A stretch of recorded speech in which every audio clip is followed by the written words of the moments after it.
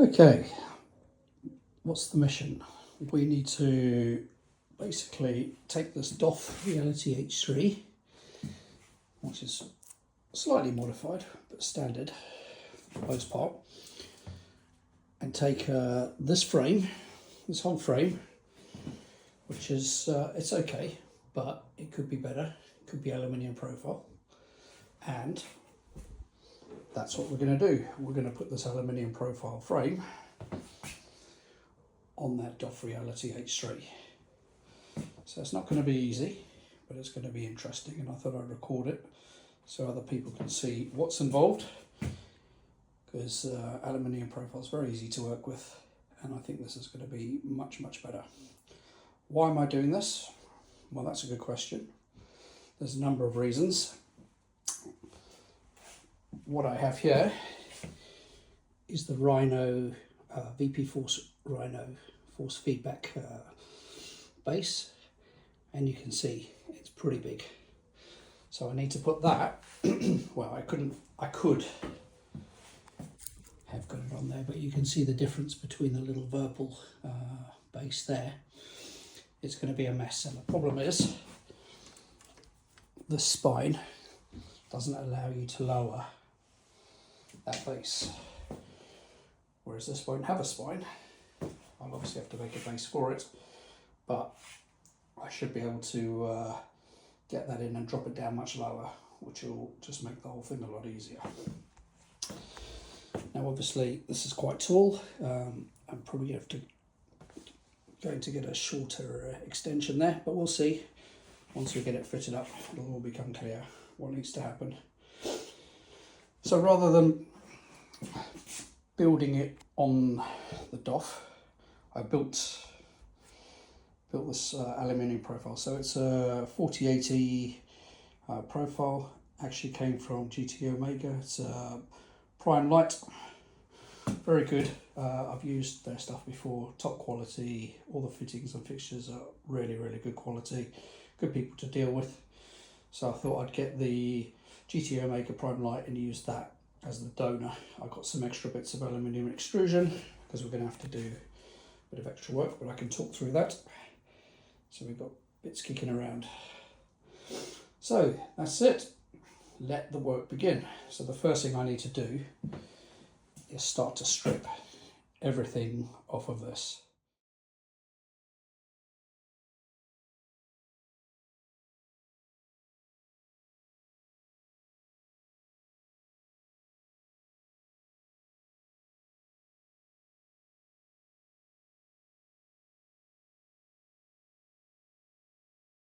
Okay. The frame is now clear. This is a universal joint that we're going to be mounting everything on. Okay, it's a bit messy. I'll tidy up those wires so I can just work around it. But the main thing is it's done. And then onto this, which I've already pre-built, but just loosely put together just so I can make sure that it was okay. And what we're going to do is we're going to break this down into chunks, and we're going to start to assemble it.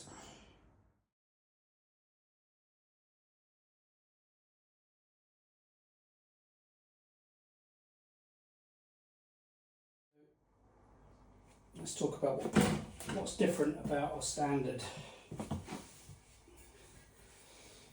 4080 GT Omega Light Prime. It does not have these parts. This is new. This is something that I'm going to add. This is what it would look like normally, but I got some extra parts. I ordered the arms that typically go up and across to put handbrakes on. So I got these extra bits, and those are going to go in between next. So when they're in, they'll sit on the universal joint. So what I've done, this is part of the universal joint, and I've attached it to these additional pieces. You can see there. So there's going to be one that side,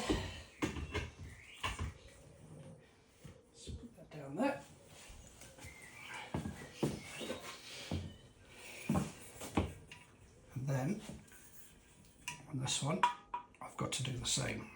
So we've got the T-nuts in there, and we'll put the bolts in there and get that set up. The next thing is to take these two parts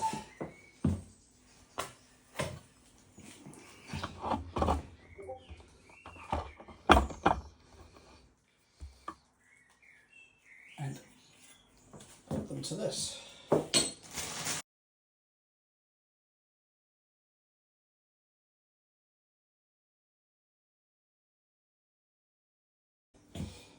This is done. You'll see now we can move around freely on this universal joint. Everything's tightened down. The important thing is to get the distance on all of these equal. So I used a pair of calipers.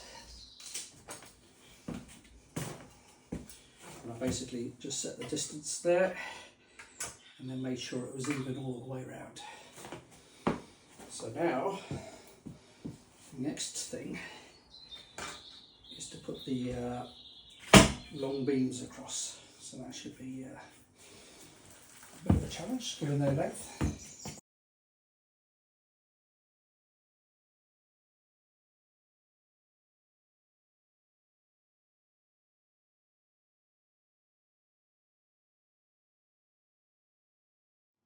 Okay, back. It's a new morning and I've been thinking some things through. The first is this bar here, how we're going to fit that. But the other thing worth mentioning is I've actually shifted the position of the universal joint. It was in the middle, but I'm kind of pushing it up this end because I think this needs to balance out as best as possible so there's not so much strain on the motors. It's definitely going to be, well, it's very long, so it's heavy in that end. Obviously when everything's fitted it's going to be different, but I think it's best to put it there and I can always move it at a later point. So back to this now. You'll notice there's 3 holes been drilled in that. This is how it normally sits. You see with that little part there sticking up. Now obviously I can't do that, I've got to get the profile in there, so what I've opted to do is turn it on its side, and therefore it's got to bolt onto some 40 by 40 and then be locked in place with these nuts. So what I'm going to do is slide some 40 by 40 on and then fit it on. Let's just talk a little bit about what I've done here. Put those 3 holes in into the original DOF beam there. Turned it 90 degrees. I've spaced it out as well. Let's see if I can get that. Space it out with 4 washers. The reason for that is when it's locked up and all pulled tight, I don't want the top of this rod fouling on here, so I've given it a little bit of space. I've also taken the opportunity, whilst it's here, to put these corner brackets on there and there. It's just going to make it easier for me to lift up and put into place.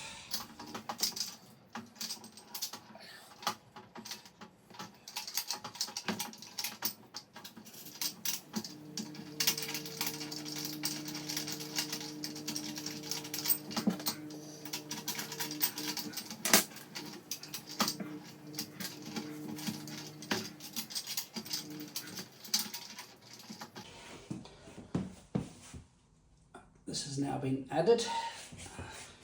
This is a 50 centimetre, 500 millimetre 40 by 40 beam. So I've locked it here and here.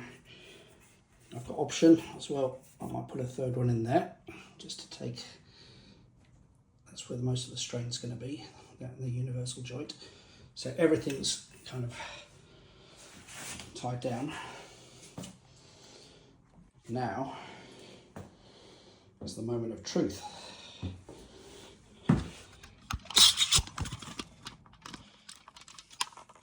going to turn this on, see what happens. The first thing Right, how good is the balance?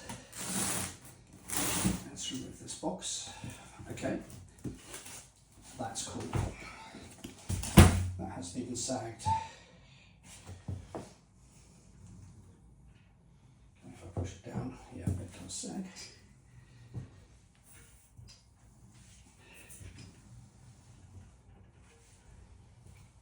Wow, let's hope it stays in balance like that when everything's put on.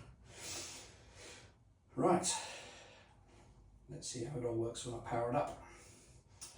Alexa, turn on motion. Okay.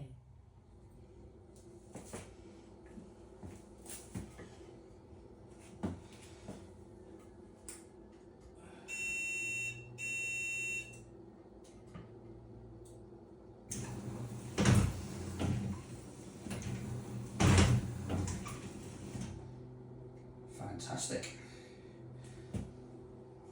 That's really good.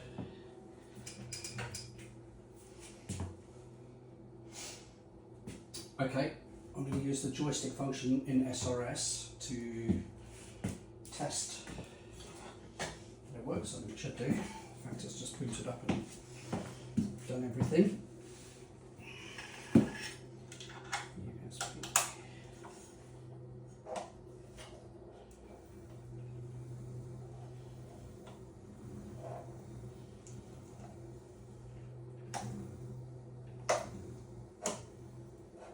Nice.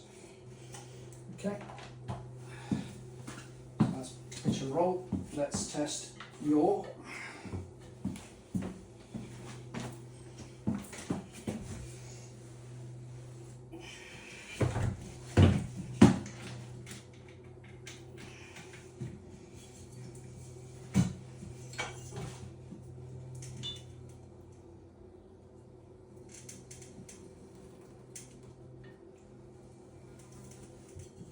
Excellent. That's fantastic. Right, well that means I can now fit everything else on.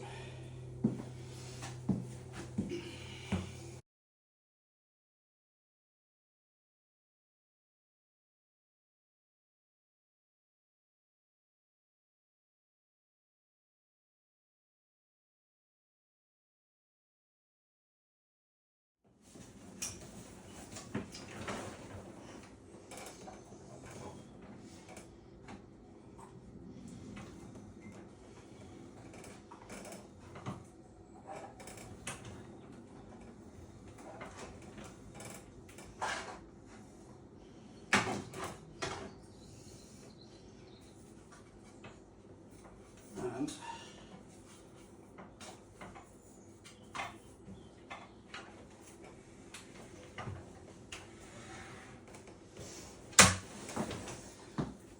nice. I like that. The next job is I need to be able to mount this Rhino base in that gap there. So we're going to need a couple of pieces of extrusion that look like this, and it's going to be on this DOF Reality quick release plate. So basically I've now just got to fit that in there. So I'm going to loosen everything off and drop it in. Now I forgot to put the captive nuts in here. Not a problem though, because I just happen to have a few of these pop-in ones left. These are a bit of a lifesaver. Otherwise I would have had to take the whole rig apart and that would have not been cool.